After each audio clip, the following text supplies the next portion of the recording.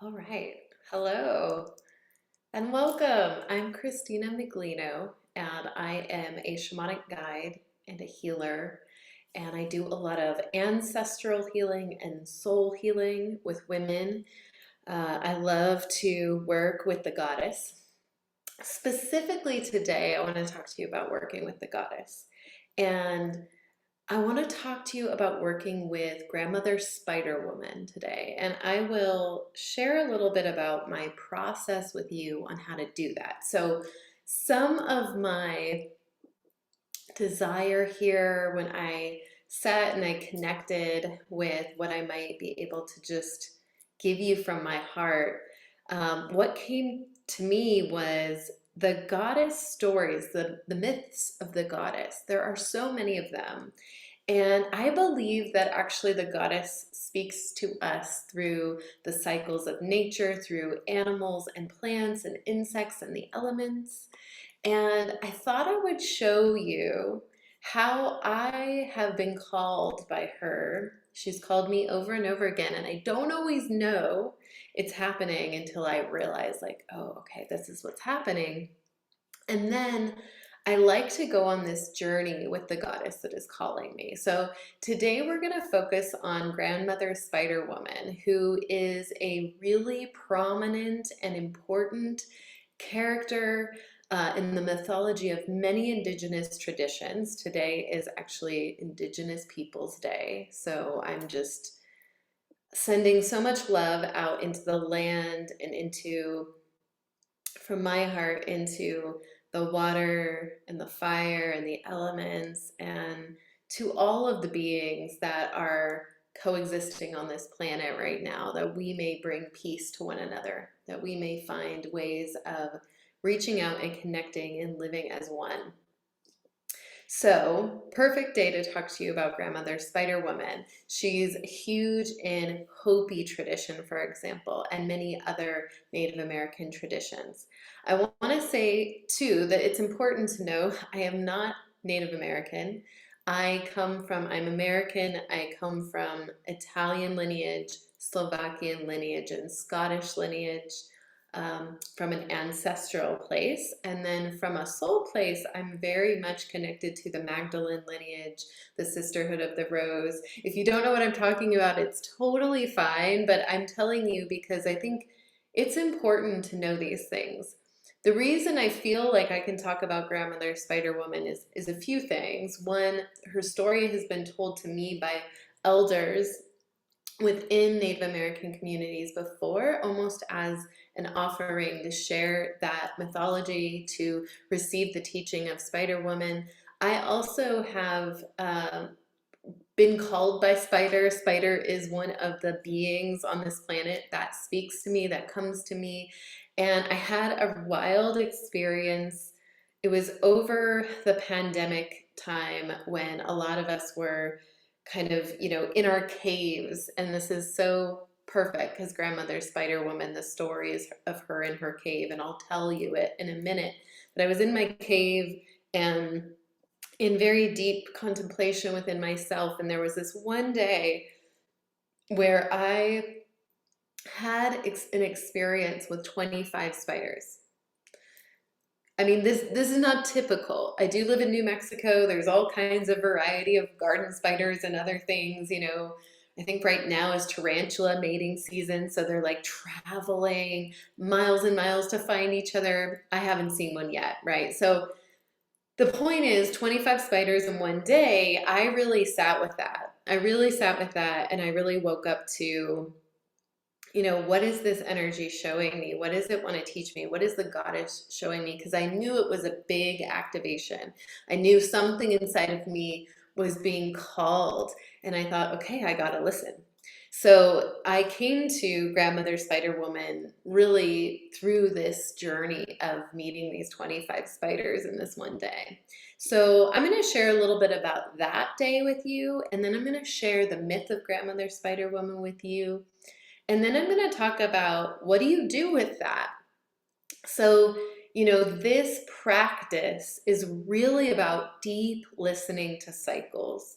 It's about deeply listening to that which is calling you, the natural world calling your attention forward. So this happens all the time when you have experiences where, there's synchronicities. You're on a hike and you're seeing all these synchronicities, or you're realizing that it's not an accident, right? That the birds started calling as you started approaching, or that, you're hearing movement in the forest, or you're hearing the whispers of the trees and they have messages for you.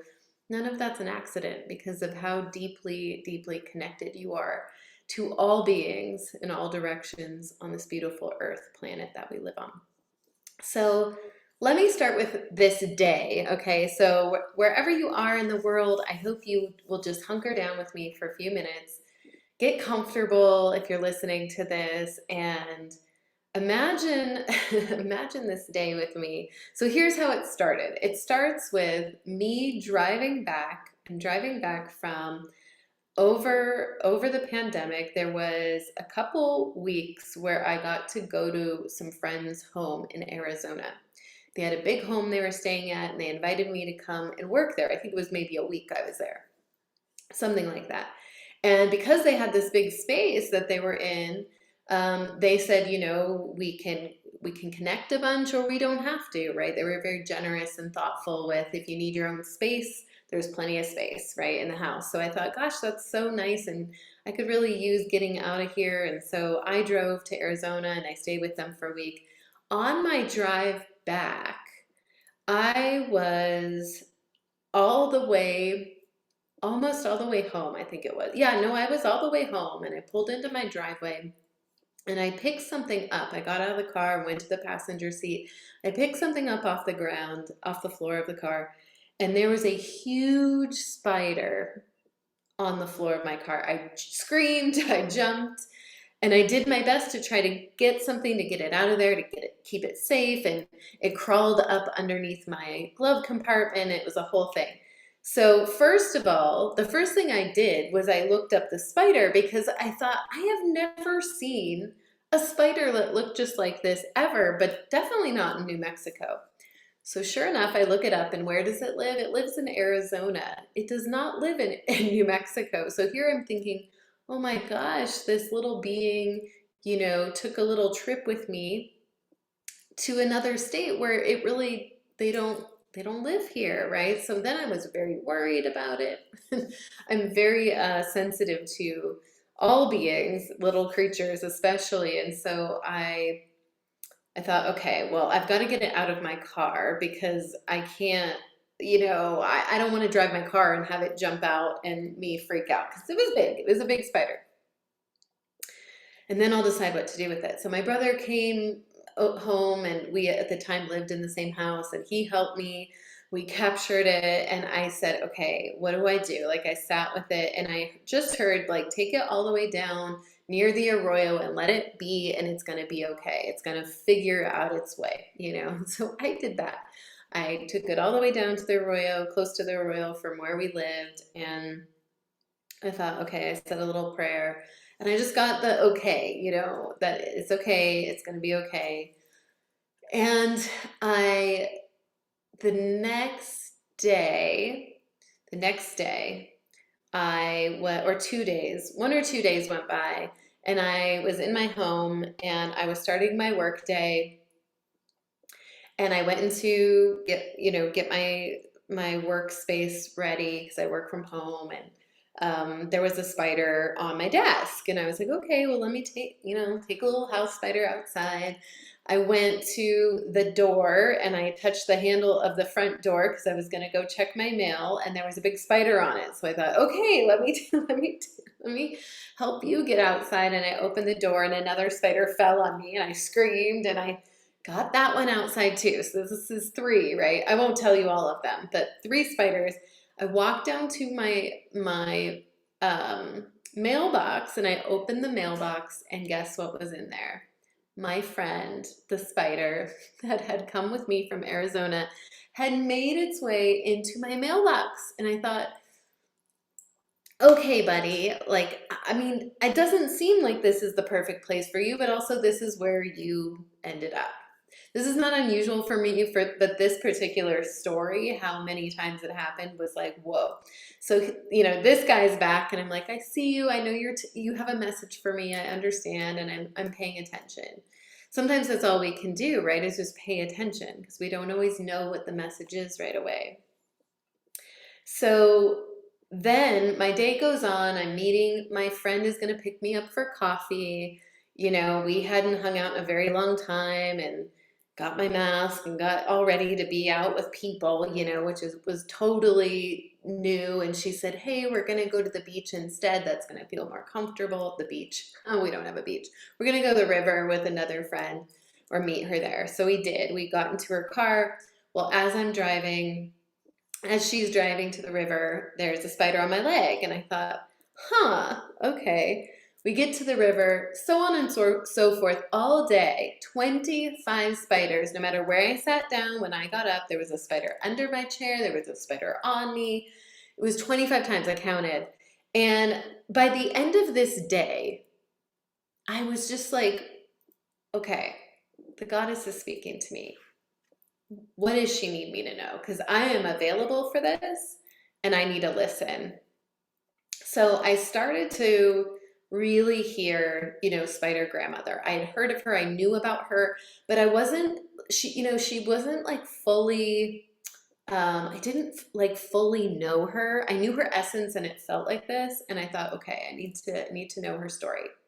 So I want to tell you her story because I invite you, when you have these synchronicities to happen, to just feel into, what is the goddess speaking to me now? What does she want me to know? What is her story? What are her myths? In what ways is she talking to me? Is there a song she's singing to me? Is there a myth I should read or I can read to understand? So I want to tell you the story of Grandmother Spider Woman. So again, you're welcome to close your eyes if you'd like, or just listen. And I'll leave this story with you too, because this is such a beautiful time right now of our ancestors coming to us, and the time is, the days are getting shorter and the time, our days are getting shorter and darker, and we're going into that time of working with the goddess and the mystery and our ancestors. At least in the northern hemisphere, that's what's going on. That's where I live. In the southern hemisphere, the opposite is happening, but this still applies. So, Grandmother Spider Woman, here's the way that the story moves through me. Long, long ago, in a village, there was this village. Outside of the village, there was a path. And people would walk this path every day to and from the village, to and from the market, and they would pass each other and they would chat. And up from this path was a cave. People knew about the cave. In fact, people knew that there was a lot going on in there, that all of the answers to the universe lied in this cave, but nobody ever dare go inside the cave. So today we're going to go inside the cave. Today we're going to go visit Grandmother Spider Woman. So here's what you would see if you walked in. In this vast, dark, damp cave, there was an older woman, very old woman, looked like she was thousands of years old, sitting and sewing and building and weaving this beautiful textile. This piece of art was enormous and it was colorful and it was gorgeous and it had all kinds of designs and colors and shapes, just absolutely stunning. And it had taken Grandmother a very long time to make this beautiful, beautiful tapestry. In the back of the cave, well, this is important. She has her doggie, so she's not alone. Her puppy is sitting by her, and he's asleep in the cave next to her while she's working, but he's there being her companion, her sweet dog companion. In the back of the cave, there is a pot simmering.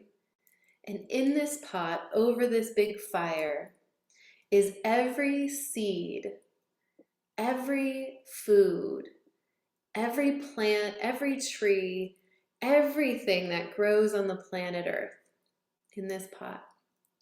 And Grandmother Spider Woman is in charge of the creation. She is in charge of the life force and making sure that everything is in balance and it's growing and it's expanding and it's lush and it's full of life. And as she's weaving, as she's working, she has to remember that every so often she needs to get up and she needs to go stir the pot so that none of the seeds, none of the earth, none of the stones, nothing burns at the bottom of the pot. And so here she is this day. She's at the final stages of completing this beautiful tapestry. And she's got all these ends. She's at the very end of it, and she's taking these porcupine quills and she's putting them between her teeth around the threads and clamping down and biting down on all these tiny threads for lots and lots of feet of this fabric. And her gums are bleeding and her jaw is hurting and her whole body is feeling sore from all of this brilliant work she's been doing. But she does it because she knows she needs to do it. And she realizes as she's doing this that the pot, she needs to go stir the pot. So she very gently sets down her tapestry and leaves everything, right where she can see what needs to be done still and where she's gonna start again. And she very gingerly and gently stands up and slowly walks to the back of the cave and slowly begins stirring the pot so that none of the seeds, nothing burns, nothing chars. Everything is staying nice and alive and cooking and blending, and there's this beautiful smell. She's keeping everything nice and balanced. Meanwhile, the dog wakes up. And the dog looks over and the dog sees the threads of this tapestry. And there's one thread sticking out close to him, and he walks over and he picks up this thread and he yanks on it. And then he picks up the thread and he yanks on it. And all of a sudden, the whole tapestry starts unraveling. Just from pulling these couple of threads, he's able to unravel the whole tapestry. And Grandmother Spider Woman turns around and she starts walking over to her project, to her beautiful, magical artwork. And she looks down at this big ball of yarn, all of this mess, tangled and disheveled. And she looks at the dog and she looks at the yarn, the thread, looks at the dog and looks at the thread. And she takes a really deep breath.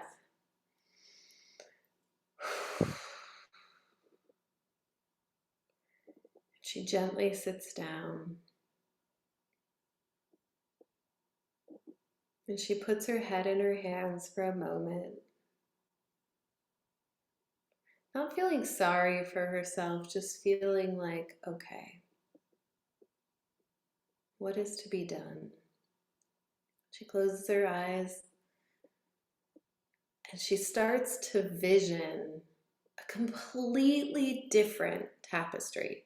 She starts to vision the colors and the patterns and the shapes, and she sees the beauty in it, and she is so enlivened, so woke up from this vision that she opens her eyes and she gets to work and she starts organizing the threads again and she starts weaving. She starts weaving and she's got all, her arms going and she's making this thing and she's in it. She's deep in the creative energy and the life force again.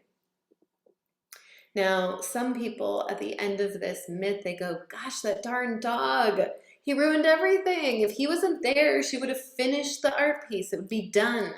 She'd have it hanging on the wall of her cave and admiring it and, showing it off whenever anybody actually showed up to learn from her in her cave. So, damn that darn dog. And then for some of us, there's this feeling of like, whoa, yeah, I know what this is like. I know what this is like because I've been here too before.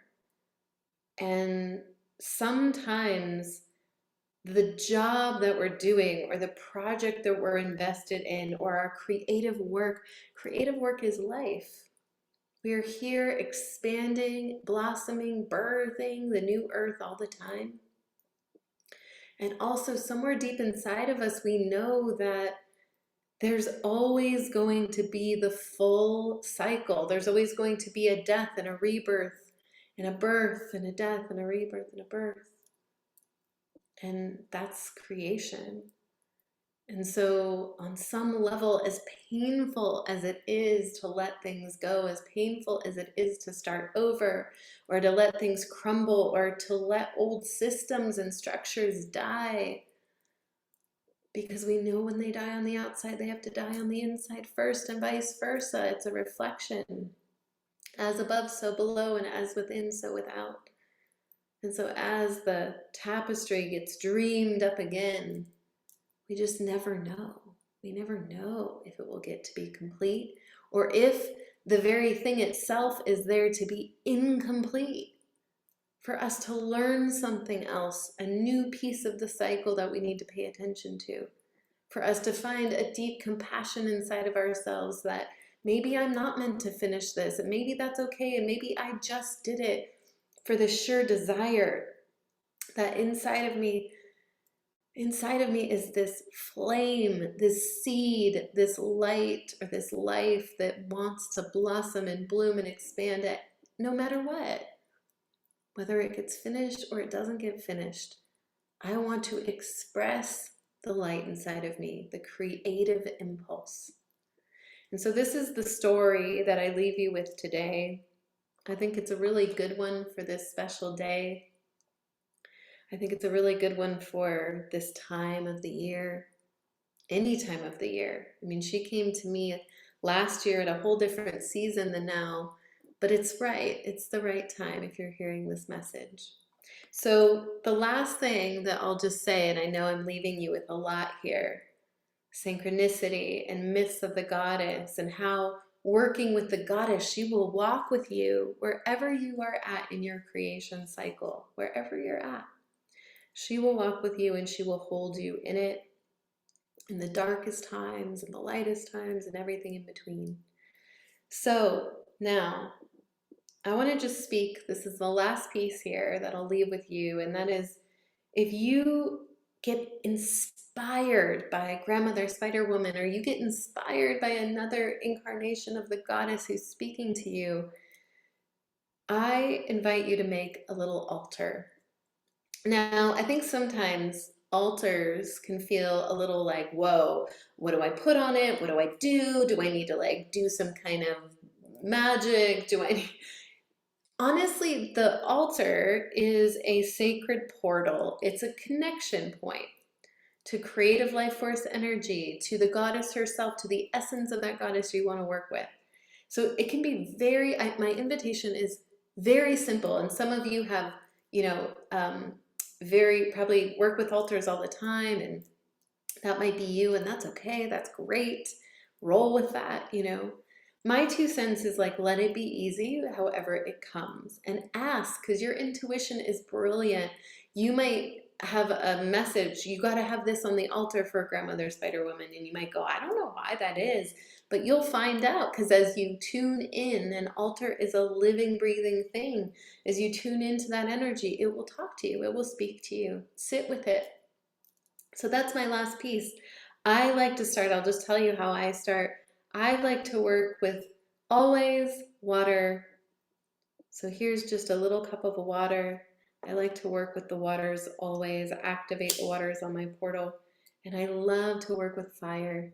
And I love to work with the two of these as the masculine and feminine, but also as the two, well, really representing all the elements, right? But as the elements that demonstrate life, they demonstrate birth, they demonstrate passion, they demonstrate intuition and living in synchronicity and in harmony with all of life. And all of the greatest wisdom in the world exists right here. So if all you do is you have fire and water, that is a beautiful, beautiful start to any altar. And my other suggestion is I put a piece of, for Grandmother Spider Woman in the way that I would connect to her. This is a piece of embroidery from Hungary. I just went on a pilgrimage with my mother to Slovakia and the surrounding lands, which is one of our lineages. And so I brought back this piece of, well, actually, it was a gift from my mom, which makes it extra special, but I brought this back. And this feels right. Like it feels right to have the weaving, the colors, the shapes. And Grandmother Spider Woman, I always ask, and she's very supportive of this way of connecting. So I'm going to leave it there. There's a practice for you to take away. And really, if I just lit a fire under you, great. That's it. The rest is your intuition. You are a creative, you're an artist, you have so much coming through you. I know that this is a really beautiful place to start a new practice if you would like to. Thank you for being with me. I'm Christina Miglino. So much love and blessings from my heart to yours. Be well. Bye.